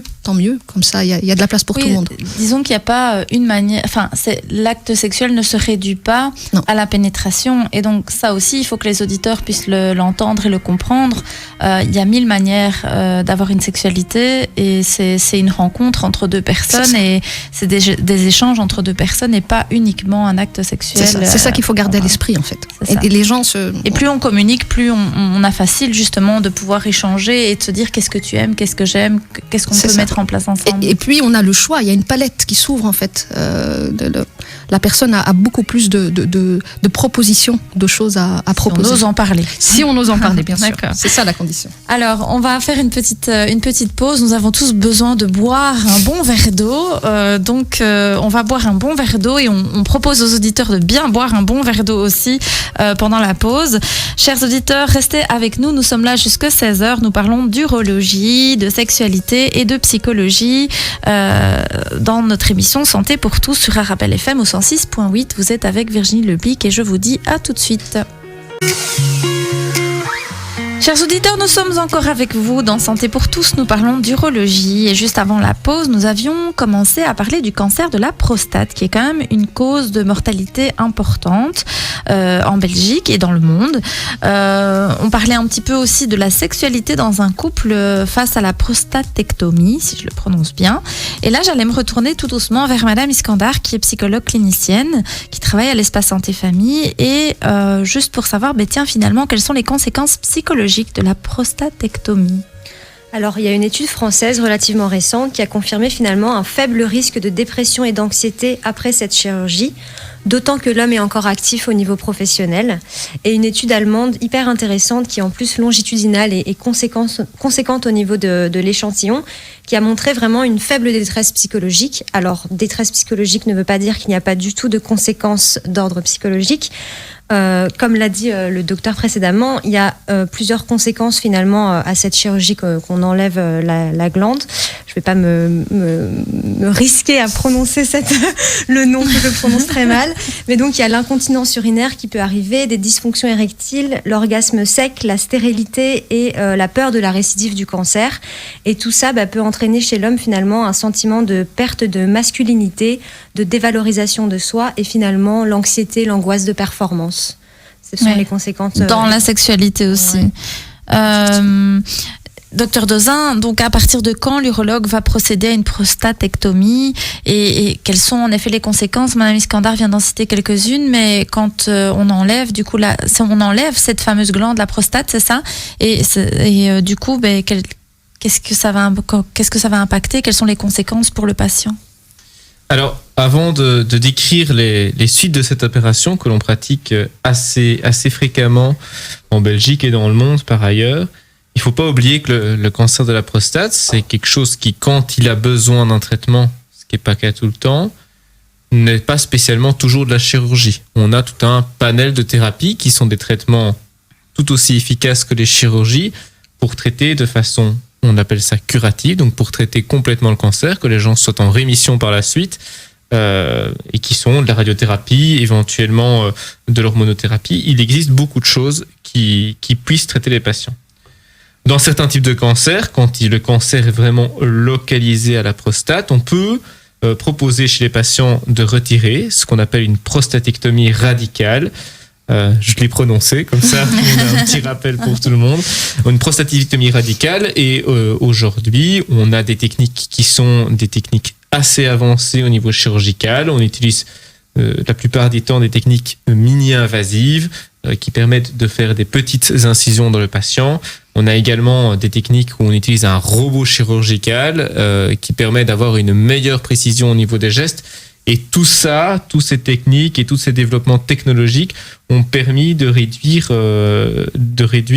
les conséquences de cette intervention au niveau de l'érection, au niveau des fuites urinaires qui peuvent arriver par la suite. Mais tout ça dépend bien sûr de la pathologie de départ. Un cancer qui est plus agressif au départ va nécessiter une chirurgie plus large, plus agressive, et potentiellement avec aussi plus de conséquences sur la fonction sexuelle et urinaire.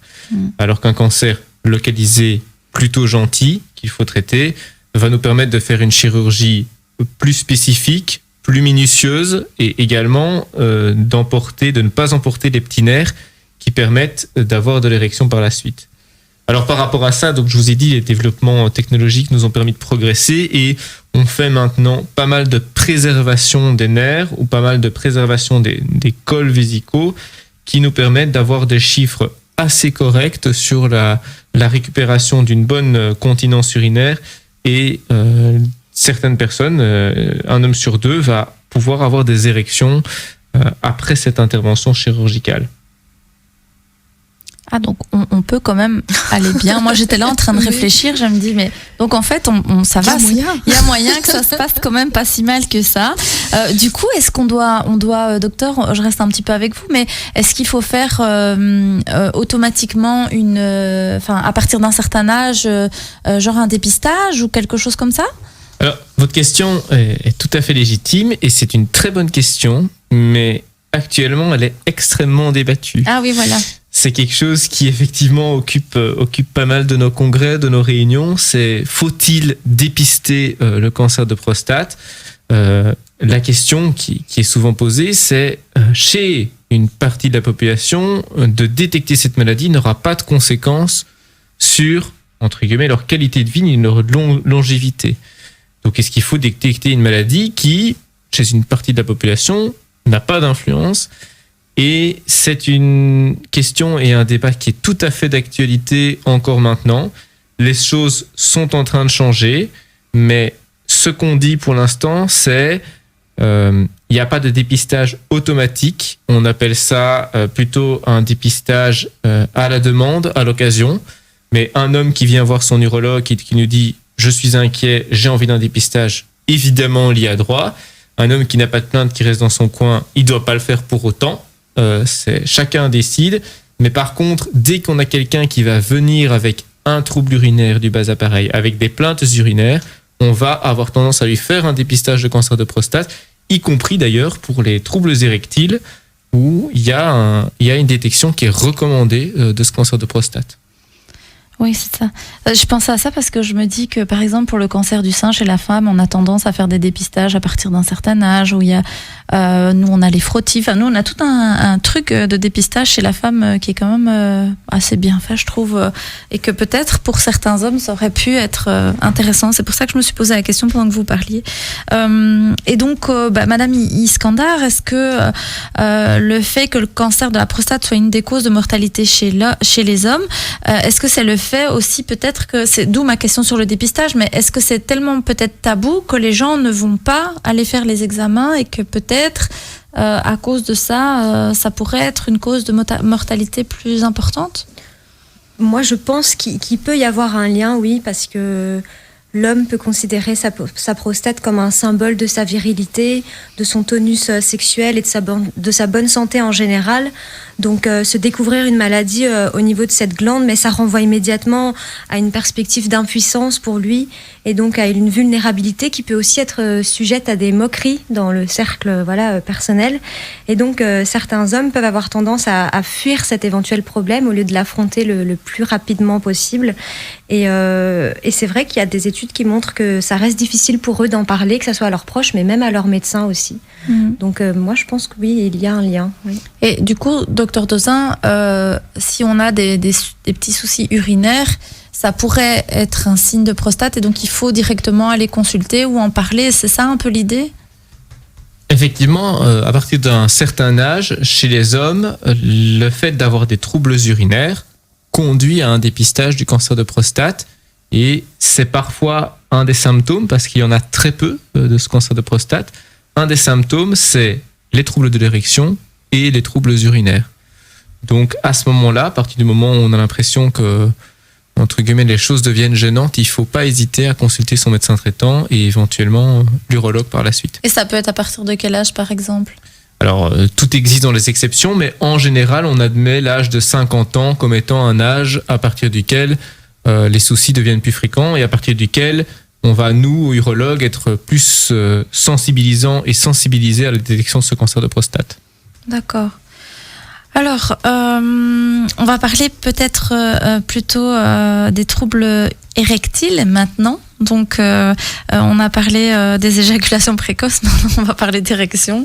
J'espère que nos auditeurs ne sont pas trop choqués avec cette émission, mais moi je trouve qu'on va pas avoir de tabou. Voilà, oui, c'est ça. C'est pas. Il faut se soigner, ça fait partie de la santé. Exactement. Et une bonne santé physique, psychique et sexuelle, ça fait partie de la santé mentale et donc et ne pas en parler, renforce en fait le tabou et voilà. Donc on dit qu'il faut pas être dans le tabou, il faut en parler, etc. Et puis si nous-mêmes on se censure, alors ça n'a plus de sens en fait. C'est important qu'on puisse en discuter. Effectivement.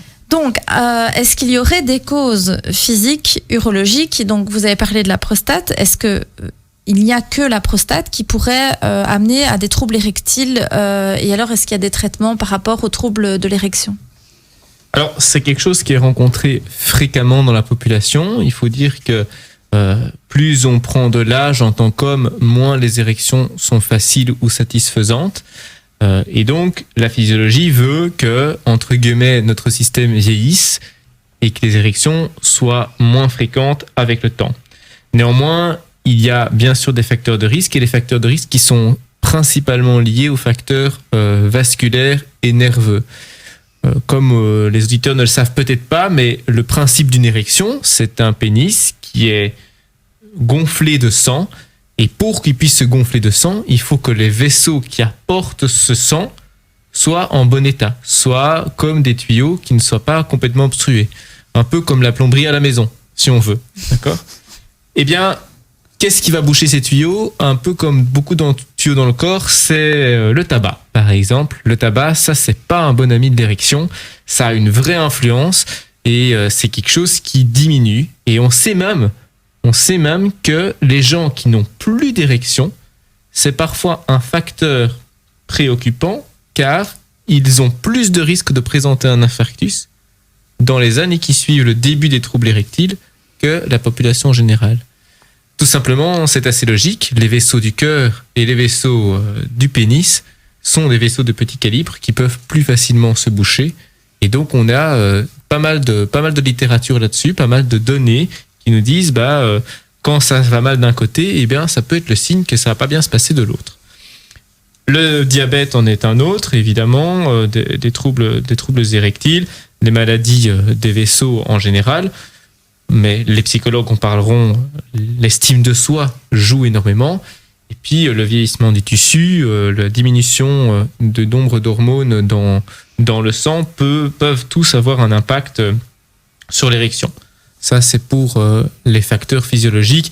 Bien sûr, certaines interventions la suppriment. On a parlé de la prostatectomie radicale, mais c'est plus, on va parler plus de l'exception parce qu'à ce moment-là, on est dans des patients qui sont déjà médicalisés, des gens qui sont déjà suivis et avec qui on peut avoir un dialogue. Et il y a d'autres traitements que vous pouvez proposer pour les patients qui ont des problèmes d'érection? Alors bien sûr, étant donné que c'est quelque chose qui attire beaucoup les foules et dont finalement les gens se renseignent beaucoup, il existe plusieurs traitements qui fonctionnent assez bien d'ailleurs, qui ont de très bons résultats. Il existe des médicaments que l'on donne, qui doivent se prendre soit tous les jours, soit à la demande. Il existe des injections que l'on peut faire au niveau de la verge et qui permettent de retrouver des érections, et ce, même parfois après des opérations. Il existe aussi des instruments externes comme des pompes que l'on peut utiliser pour essayer d'obtenir des érections. Et enfin, des procédures chirurgicales plus invasives à ce moment-là, qui consistent à mettre une pompe à l'intérieur de la verge et qui permettent des érections. De toute façon, tout ça, c'est toujours dans un cadre de discussion aussi avec une sexothérapeute, aussi avec des psychologues, aussi avec une équipe pluridisciplinaire, parce que les problèmes d'érection, c'est beaucoup de choses à la fois. C'est pas qu'organique, quoi. Il n'y a pas que de l'organique. Il faut qu'il y ait une envie aussi pour avoir une érection. Et donc, parfois, des patients viennent me dire, ça fonctionne moins bien. Je dis oui. Et une des questions que l'on te pose, mais est-ce que vous avez des stimulations? Que ce soit seul ou à plusieurs? Ah ben non. Eh bien, ça ne risque pas de fonctionner. Parce que finalement... il n'y a pas de but aux choses, donc il faut qu'il y ait une stimulation, il faut qu'il y ait une envie, et bien sûr les sexothérapeutes ont un rôle important à jouer là-dedans, parce que tout ne se règle pas avec des médicaments et de la chirurgie. Tout à fait. Du coup, je me retourne vers notre sexothérapeute. Quelles sont les conséquences du coup de ces troubles-là, des troubles de l'érection dans la vie intime du couple? Je dirais qu'en gros, c'est un peu pareil que pour l'éjaculation prématurée, voilà, j'arrive à le dire. Et donc, il y a beaucoup de pression sur l'homme, il y a parfois des problèmes de dépression, d'angoisse, il y a une baisse de désir, comme l'a dit le docteur. Et puis, il y a un certain éloignement dans le couple. En fait, le couple s'évite. Et finit par avoir de moins en moins de relations sexuelles. Le truc, entre guillemets, c'est que moins on a de relations, moins on a de désir. Enfin, je veux dire, les deux sont relativement liés, et donc forcément, l'un entretient l'autre.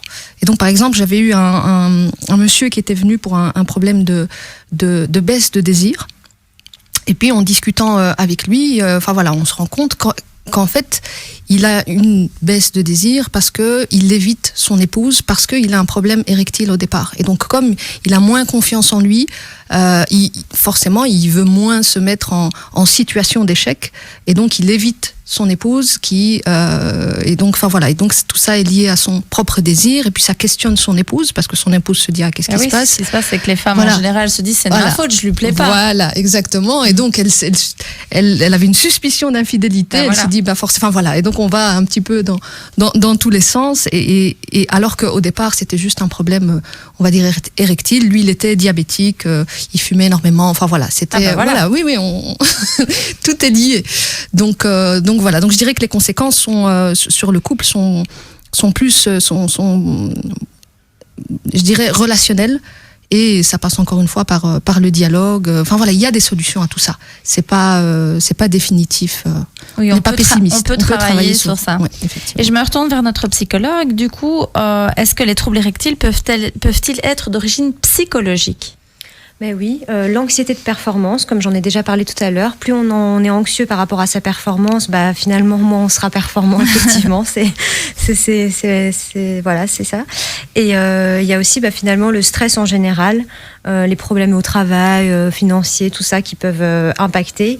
Il y a aussi parfois l'homme qui pense que son partenaire, sa partenaire va comparer sa performance avec ses partenaires précédents, et donc c'est lié aussi à l'anxiété de performance, la dépression qui entraîne une baisse de libido, ça, c'est vrai.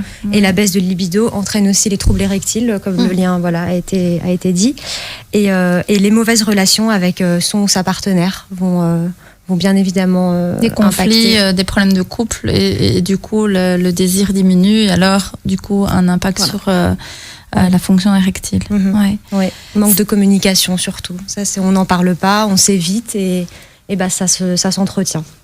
Ouais. Ça se maintient. Ouais. C'est vrai que c'est quelque chose qui peut souvent arriver dans les couples et qui génère énormément de conflits dans les familles et on n'ose pas en parler. C'est tellement tabou de pouvoir discuter de ça. La femme va se dire mon mari ne m'aime pas ou alors il est infidèle. Le mari il va se dire je suis pas assez performant, je suis pas quelqu'un je suis pas assez bien, je sais pas honorer ma femme, etc. Et donc chacun reste dans son coin et personne n'en parle. C'est aussi pour ça que nous avons voulu faire cette émission Santé pour tous, pour que vous puissiez entendre que être parfois en difficulté, c'est la normalité et ce n'est pas l'inverse qu'il est. Donc, chers auditeurs, on va parler de circoncision après cette petite pause. Et donc, je vous invite à rester avec nous dans cette toute dernière partie d'émission. Nous sommes avec Dr Dauzin, Madame Iskandar et Madame Taget. Donc, je vous dis à tout de suite dans quelques instants sur Arabelle FM. Alors, dernière ligne droite les amis, nous sommes en direct sur Arabelle FM dans l'émission Santé pour tous. Aujourd'hui, nous avons invité un docteur spécialisé en urologie qui travaille à l'hôpital universitaire Erasme à Bruxelles. Nous avons également Madame Taget qui consulte en tant que sexothérapeute et Madame Iskandar qui est psychologue clinicienne et qui travaille à l'espace Santé Famille. Aujourd'hui, nous avons abordé plusieurs types de pathologies qui pouvaient être rencontrées dans le cadre de problématiques liées à l'urologie. Maintenant, nous allons parler de la circoncision, puisque il faut savoir que, comme le docteur Dauzin l'a expliqué en tout début d'émission, l'urologue n'est pas juste un médecin spécialiste, c'est aussi un chirurgien, donc il pose des actes chirurgicaux. Et il se trouve qu'en Belgique, 25 000 petits garçons se font circoncire selon l'INAMI. Et donc, à partir de quel moment, je voulais savoir, docteur Dauzin, est-il préférable de procéder à cette pratique, parce qu'il y a souvent, c'est lié à des croyances culturelles ou religieuses et du coup selon ces croyances il y a différents âges auxquels la circoncision peut être pratiquée dans certains pays du monde ou dans certaines cultures ça va être très âgé, un peu avant la puberté, dans d'autres ça va être à la naissance quasiment, donc voilà. Est-ce qu'il y a un moment où c'est préférable de procéder à cette pratique?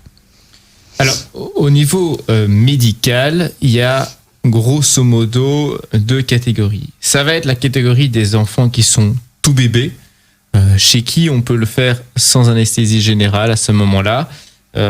Et c'est quelque chose qui se pratique dans certains hôpitaux et qui se fait au moment où l'enfant, en postulant que cet enfant n'ait pas encore développé une innervation, donc des nerfs qui soient capables de ressentir la douleur à cet endroit-là. Et donc ça se passe dans les premiers jours de la vie en général, et ça dépend, comme vous l'avez bien résumé, des différentes cultures. Au-delà de ça, ce que nous conseillons, c'est après l'âge d'1 an. Et ce, pourquoi? Essentiellement pour des raisons d'anesthésie, qui, dans les études, dans ce qui est scientifique, sont beaucoup plus à risque d'être faites quand elles sont faites à des enfants de moins de 1 an. Et donc on ne prend pas de risque anesthésique entre guillemets, avant cet âge-là. Après, au-delà d'1 an, il y a finalement très peu de contre-indications et même plus d'indications qui arrivent au niveau, en tout cas médical. Par la suite, il nous arrive de circoncire des gens de 90 ans, de 95 ans même, parce qu'il existe d'autres maladies au niveau parfois cutané ou d'autres raisons de les circoncire à ce moment-là. Oui, c'est vrai qu'il y a des hommes qui peuvent avoir des infections ou autres et qui peuvent se retrouver à se faire circoncire. Et c'est vrai qu'à ce moment-là, on le fait parce que c'est plus lié à une maladie et donc on peut être âgé. Mais c'est vrai que c'est intéressant. Donc en fait, si on ne peut pas le faire tout petit, alors mieux vaut attendre passer 1 an parce qu'alors à ce moment-là, il faudra anesthésier l'enfant de manière générale puisqu'il y aura une innervation à ce moment-là et l'enfant pourrait sentir la douleur de la circoncision. C'est ça ? D'accord. C'est ça, en tout cas c'est ce qui est postulé pour l'instant. Tout le monde n'est pas tout à fait d'accord par rapport à cette innervation. Il y a des gens qui défendent le fait que malgré tout les enfants ont mal quand c'est fait tôt, mais ça c'est encore quelque chose qui est débattu. Donc voilà, ce qui est sûr c'est que l'anesthésie générale nous permet d'avoir un enfant qui est complètement relâché par la suite.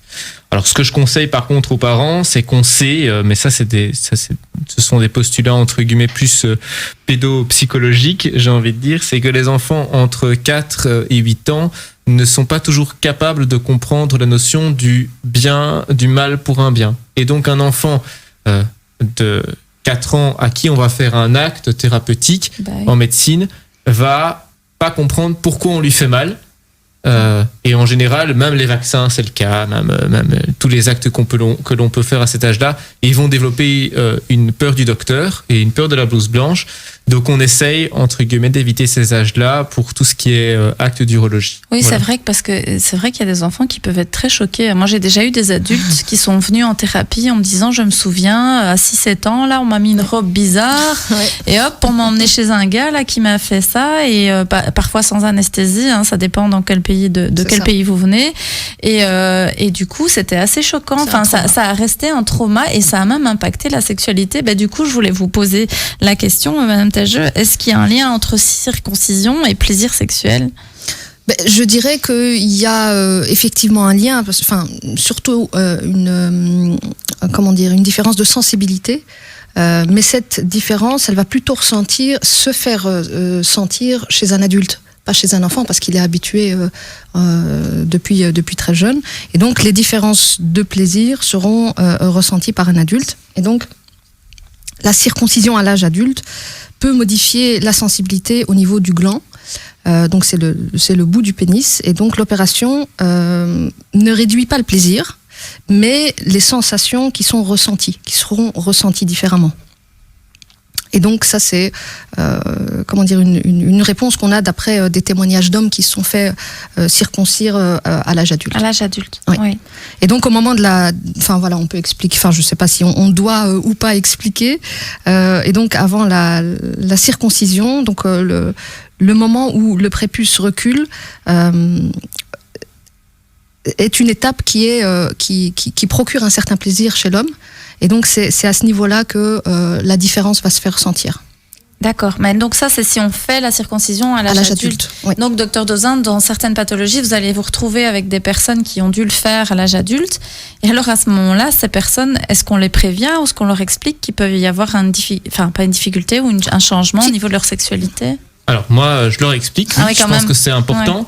La sensation est différente parce qu'il faut aussi comprendre, et ça c'est assez facile pour vos auditeurs de comprendre, c'est que le gland qui est au départ protégé par le prépuce va cette fois-ci être complètement à l'air. Et qu'est-ce qu'il va faire ?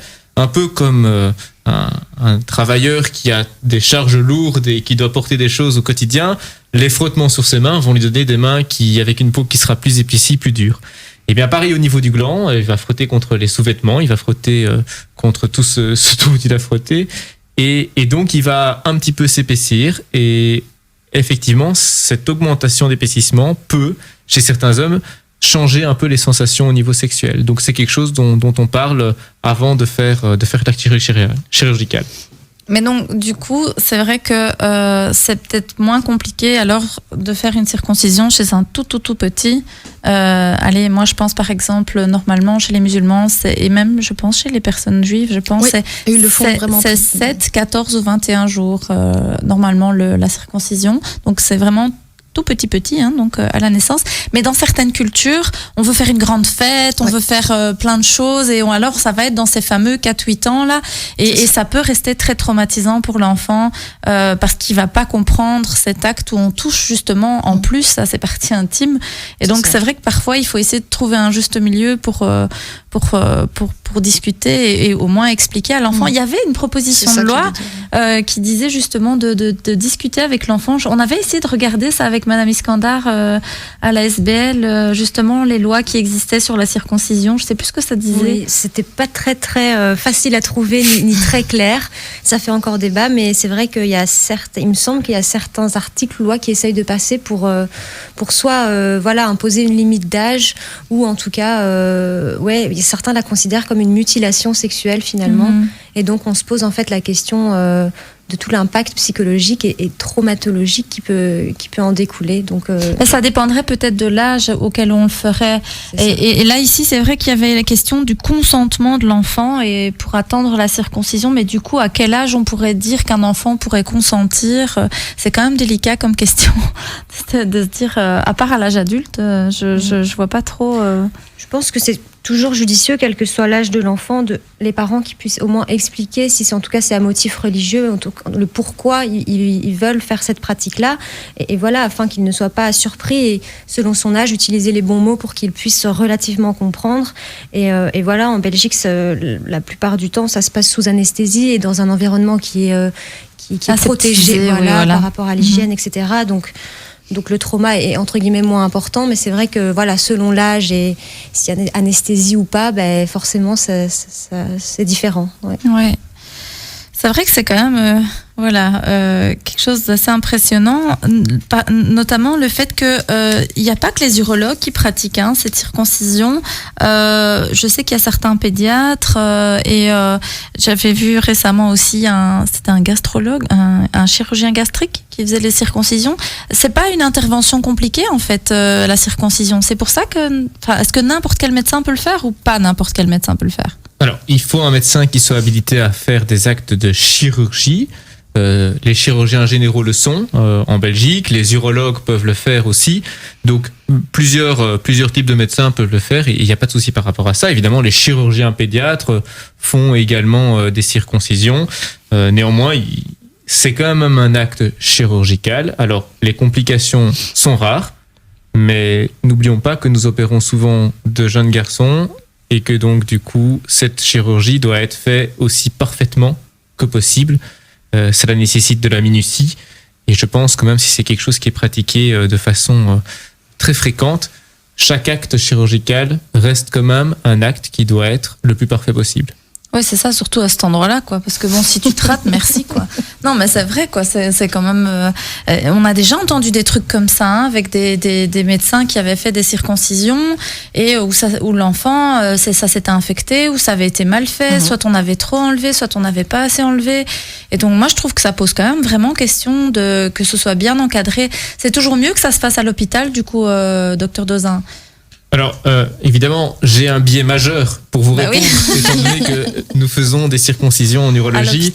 Et donc, évidemment, ça nous semble être le standard, étant donné que plus l'enfant grandit, plus je pense c'est important aussi que l'anesthésie soit bien faite et que les règles d'hygiène soient observées.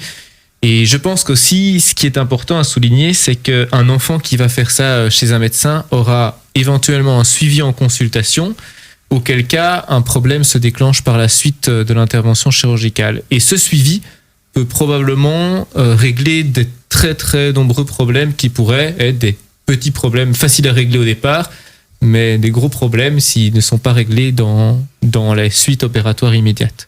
Oui, c'est ça. Parce qu'il y a des cabinets privés qui existent, mais par exemple, en Belgique, je pense pas que ça se fait, mais une femme qui accouche d'un petit garçon et qui veut le faire circoncire dès la naissance, enfin après l'accouchement, je pense pas que c'est autorisé dans les hôpitaux de pouvoir le faire. Alors, moi, je n'ai pas cette notion, effectivement, que ce soit autorisé. Non. On sait qu'il y a des circoncisions qui se font dans les premiers jours de la vie, ça oui. Maintenant, mais en privé, à l'accouchement, pas à l'hôpital. Ah oui, c'est ça. À l'accouchement immédiatement, il me semble que ça n'arrive pas. Mais chez vous, les premiers jours de vie, ils peuvent le faire aussi, non? Alors, il y a certains chirurgiens. Je pense qu'Erasmus ne le fait pas, mais certains chirurgiens le font, oui, tout à fait, dans les premiers jours de vie, ouais. Mais c'est plutôt en privé, dans des cabinets privés, j'ai l'impression. C'est encore très tabou, ça aussi. Enfin, c'est toujours la limite entre est-ce qu'on peut pas, est-ce que ça a un impact, est-ce qu'il y a un traumatisme. C'est aussi beaucoup de sujets tabous aujourd'hui. J'ai l'impression que ça dépend un petit peu des cultures, parce que par exemple pour les musulmans c'est pas vraiment tabou. En fait la pratique n'est pas tabou, mais le fait d'en parler c'est compliqué, ou la manière de le faire c'est compliqué. Donc je dirais que ça dépend vraiment des cultures. Et parfois, parce que vous disiez tout à l'heure que parfois c'était des médecins qui posaient cet acte, mais c'est pas toujours le cas. J'ai déjà entendu des histoires de barbiers, coiffeurs, je sais pas quoi, qui dentistes en même temps, qui... c'est vrai. Enfin voilà, il y a plein de trucs. Nous, on entend des histoires quand même qui font peur. Hein. Donc franchement. Et il y a un auditeur qui nous a posé une question pour le docteur Dozin, qui demandait si c'était nécessaire la circoncision. Alors, il y a, pour vous répondre, 30% des gens sur la planète qui sont circoncis. Je veux dire qu'il y en a 70% qui ne le sont pas, qui ne le seront pas. La circoncision et les hommes circoncis, c'est une sorte de normalité, puisqu'une personne sur 3 l'est, mais ça n'est pas quelque chose d'indispensable.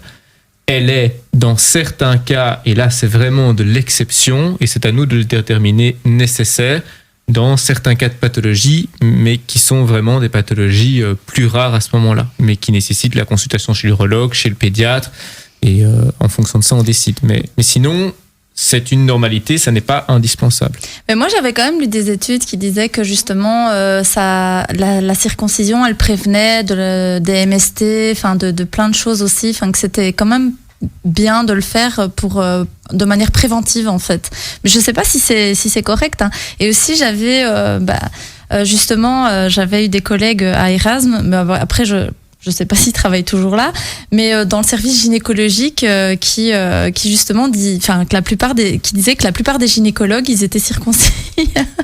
Et ça m'avait fait rire, j'ai dit c'est vrai, et il m'a dit oui parce qu'ils justement à cause du transmission des maladies sexuellement en prévention des maladies sexuellement transmissibles. Mais je ne sais pas si c'est vrai ou si c'est des trucs entre étudiants, puisque je suis de l'ULB aussi, donc j'ai étudié aussi à Erasme. Mais donc du coup, c'était un truc qu'on se racontait quand j'étais étudiante et on se posait la question par rapport à ça. Alors, encore une fois, c'est un sujet compliqué parce que il n'y a pas de vérité absolue sur le cas. En fait, les études que l'on a et qui peuvent discuter de ça sont des études qui ont été faites dans des populations, notamment pour le VIH, pour le sida, qui sont ce qu'on appelle endémiques, donc chez lesquels le sida est extrêmement présent. Et il semble, sans certitude absolue, que le fait d'être circoncis dans une population où le sida circule beaucoup peut-être protéger de la transmission de cette maladie. Maintenant, encore une fois, par rapport au sida, circoncis ou pas circoncis, si vous avez des relations sexuelles non protégées, vous pourrez l'avoir. Ouais. Alors, c'est très facile à comprendre pour les auditeurs. Je vous ai parlé de l'épaisseur du gland, du fait que la peau s'épaississait. Eh bien, le sida passe comment ? Le sida passe par des micro-traumatismes au niveau du gland du pénis. D'accord ? Il passe du sang à du sang. C'est pour ça que les gens qui s'injectent une seringue infectée peuvent contracter le sida. L'épaisseur du gland fait que ces micro-traumatismes sont un peu moins fréquents chez les gens qui sont circoncis, et donc on peut supposer que c'est ça l'explication. Maintenant, dans nos contrées où le sida n'est pas endémique, on n'observe pas, on va dire, une plus-value absolument nécessaire au niveau médical de la circoncision. Et ça ne protège pas de tout non plus. Il faut continuer à dire aux gens, c'est pas parce que voilà. Je vais me circoncire et comme ça j'aurai pas d'MST. Non, ça n'est pas ça du tout qu'on veut faire passer comme message, hein, chers auditeurs. Bon, on va tout doucement terminer cette émission. Alors peut-être un petit mot de la fin par nos intervenants. Jessica, est-ce que tu as un petit conseil pour nos auditeurs ? Eh bien, par rapport à tout ce dont on a parlé, que ce soit les troubles érectiles, les infections urinaires, n'hésitez pas à en parler. C'est plus fréquent que vous le pensez. Et donc voilà, parlez-en, brisez le tabou, parlez-en à votre médecin et à vos proches. Voilà. Demandez de l'aide, quoi. Exact. Voilà. Madame Taget ? Moi, j'irais dans le même sens. Effectivement, communiquer, oser parler.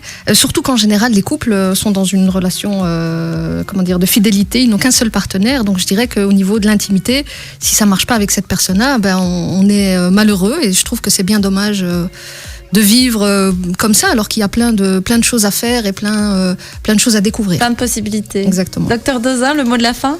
Eh bien, je voudrais d'abord vous remercier pour cette invitation encore une fois, et ensuite, je pense que cette émission est le symbole de ce qu'on doit faire dans la pathologie de l'intime, c'est de travailler ensemble, de travailler en multidisciplinarité. Alors, bien sûr, nous avons les médicaments, les prescriptions, la chirurgie entre nos mains, mais nous travaillons, et c'est très important, avec nos psychologues, avec nos kinésithérapeutes, nos sexothérapeutes, et c'est toujours ensemble qu'on trouve la meilleure solution pour chacun des patients.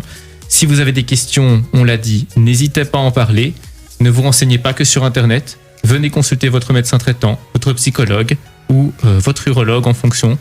Et nous, on se fera un plaisir de répondre à vos questions. Voilà, chers auditeurs, ceci clôture notre émission de ce samedi. Aujourd'hui, c'est qui était bien chargé. Vous pourrez retrouver le podcast de l'émission normalement dès demain sur la chaîne YouTube de l'Espace Santé Famille. Et je vous dis à samedi prochain. Un bon week-end.